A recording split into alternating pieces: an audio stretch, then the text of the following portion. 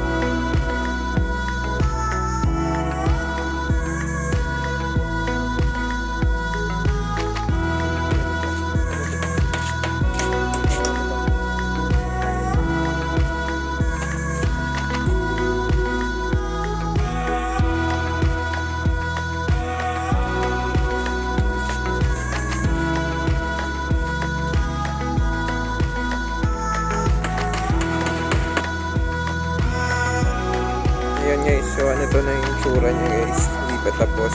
Ito yung bubong natin, so hindi din makakalabas yung kalpate. Lover dyan guys, kasi sarado dito, no? Meron na lang pintuan na dadagay dyan. Meron tayong dito ginagawang pintuan, hindi pa tapos to guys, so gagawin pa yan. So pagdidikit lang namin tong matibay yung napatigas na chicken wire na ito na napaka kasi ito yung makapal chicken wire, yan yung gagamitin namin pag pintuan. So bawat corner niya guys, linagyan din natin ng mga pako para matibay, hindi agad-agad mapupush ng kung ano man dadaan dyan. Konting lilinisin na ako dito, hakat ko yun mamaya.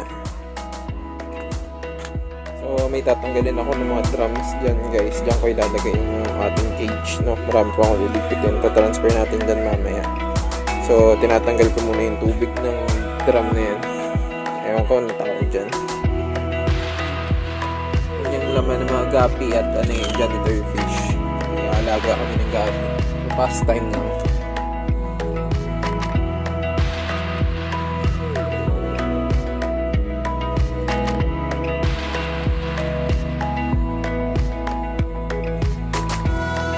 Labird na lang yung kulang guys, labird na lang ang kulang natin, and go to go na talaga tayo sa business. Ipon-ipon muna tayo guys. Kung nagustuhan nyo yung aming mga videos, please hit like and subscribe at pa-follow na kami sa official page ng Kapaw Vlog at hit the notification bell para maging updated kayo sa mga upcoming videos namin. Thank you, Kapaw! May gagawin pa tayo sa susunod, no?